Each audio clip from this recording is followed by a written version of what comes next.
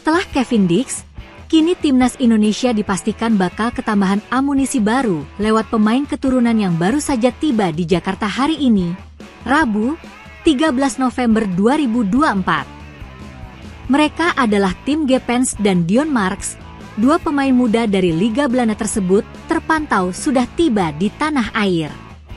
Dari postingan di media sosial yang beredar, kedua pemain tersebut hadir di Indonesia bersama agen dari Indonesia, Fardi Bahdim. Menurut keterangan dari pelatih timnas Indonesia U20, Indra Syafri, disebutkan bahwa Tim Gepens dan Dion Marks bakal menjalani proses perpindahan kewarganegaraan. Ada dua yang sedang diproses, Dion dan Tim.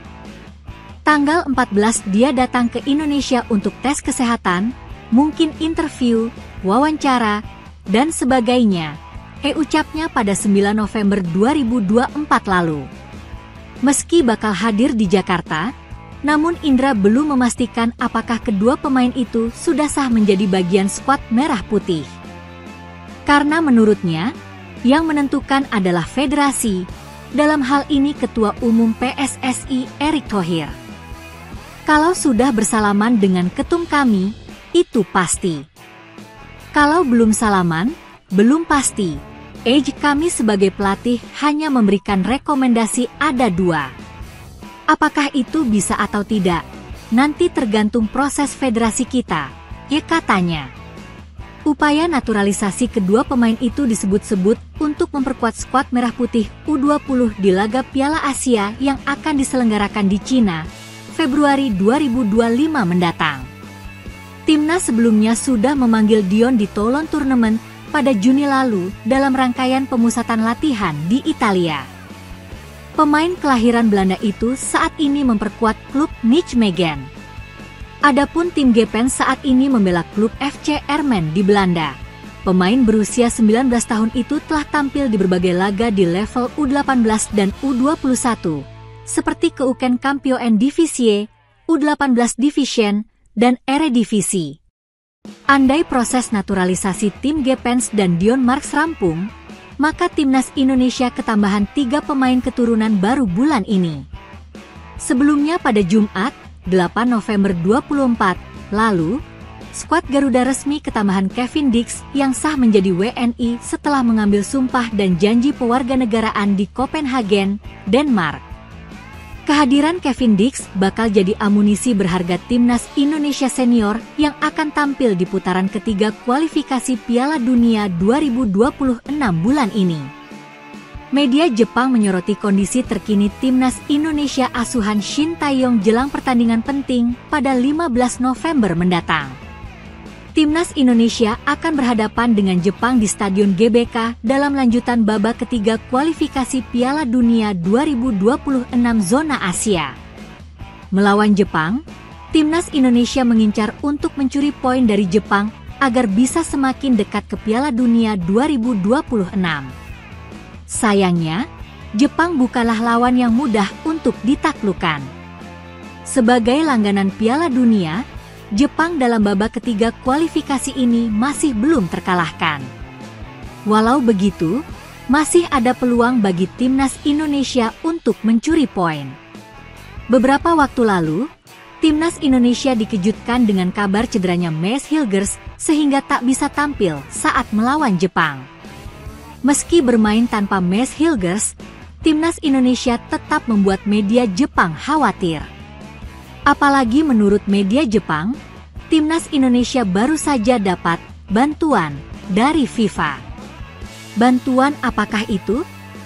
Dalam salah satu beritanya, media Jepang, Football Channel, menyoroti kesiapan timnas Indonesia jelang melawan Jepang.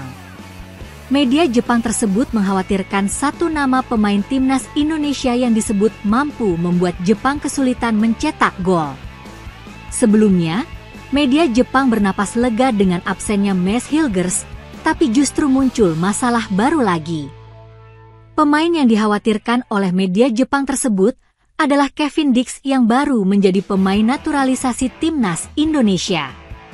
Menurut media Jepang, Proses Kevin Dix mendapat persetujuan dari FIFA sehingga seolah-olah FIFA membantu timnas Indonesia untuk mendapatkan bek Copenhagen tersebut.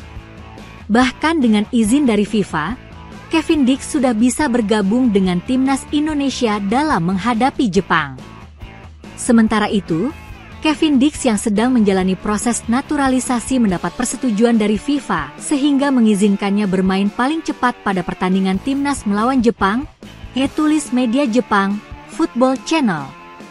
Nyatanya FIFA tak mempersulit proses naturalisasi Kevin Dix sehingga bek tersebut bisa segera gabung dengan timnas Indonesia. Kevin Dix memiliki kemampuan untuk mencetak gol serta membangun serangan meskipun posisinya sebagai pemain bertahan. Tentunya kehadiran Kevin Dix bisa menjadi solusi bagi lini serang sekaligus pertahanan timnas Indonesia asuhan Shin Tae-yong. Lemparan Pratama Arhan bisa menjadi salah satu cara timnas Indonesia untuk membobol gawang Jepang yang sudah terbukti pada Piala Asia 2023 lalu. Arhan jarang mendapat kesempatan tampil menjadi pemain inti di timnas Indonesia setelah kedatangan Kelvin Verdong. Namun mantan pemain PSIS Semarang itu masih kerap mendapat panggilan Shin Tae-yong untuk memperkuat tim merah putih. Shin sudah lama terpincut Arhan. Bermula dari pemanggilan ke timnas Indonesia U19, Arhan lantas mendapat tempat di tim senior. Kini Arhan pun menjadi salah satu pemain dengan caps terbanyak bersama Witan Sulaiman. Keduanya sama-sama sudah tampil mengenakan jersey berlambang Garuda di dada sebanyak 48 kali. Pemain yang pernah membela Tokyo Verdy tersebut kembali mendapat kepercayaan dari Shin jelang laga Indonesia versus Jepang. Keberadaan Verdong kembali membuat kans Arhan tampil menipis. Kendati demikian, Arhan memiliki kemampuan lemparan ke dalam yang bisa menjadi kartu as bagi dirinya untuk dimainkan atau bagi timnas Indonesia untuk mencetak gol. Dalam laga terakhir timnas Indonesia yang berlangsung di Qingdao saat melawan Cina pada 15 Oktober, lemparan ke dalam Arhan berbuntut gol Tom Haye. Jepang pun sudah pernah merasakan efek lemparan Arhan. Pada Piala Asia 2023, lemparan Arhan mengawali proses gol Sandy Walsh. Koordinasi pertahanan yang morat-marit lantaran lemparan jauh Arhan ke kotak penalti menghasilkan peluang bagi Walsh yang berdiri dekat dengan gawang. Setelah pertandingan terakhir fase grup Piala Asia 2023 tersebut, Takumi Minamino dan Koki Machida pun membahas lemparan Arhan.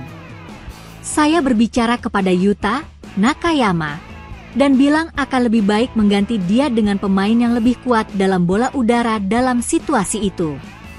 Lemparan Arhan itu melayang jauh dari yang saya harapkan.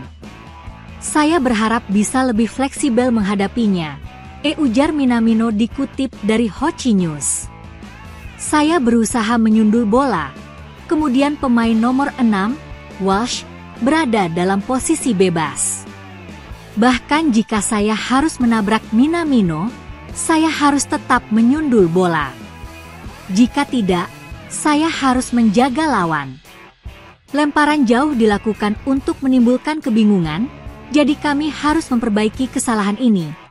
Timpal Machida yang memilih ikut berduel berupaya menghalau bola lemparan Arhan ketimbang menjaga Sandy di dalam kotak penalti. Minamino dan Machida kembali dipanggil pelatih Jepang, Hajime Moriyasu, dan bukan tidak mungkin akan menghadapi lemparan ke dalam Arhan di Stadion Utama Gelora Bung Karno, Jumat 15 November.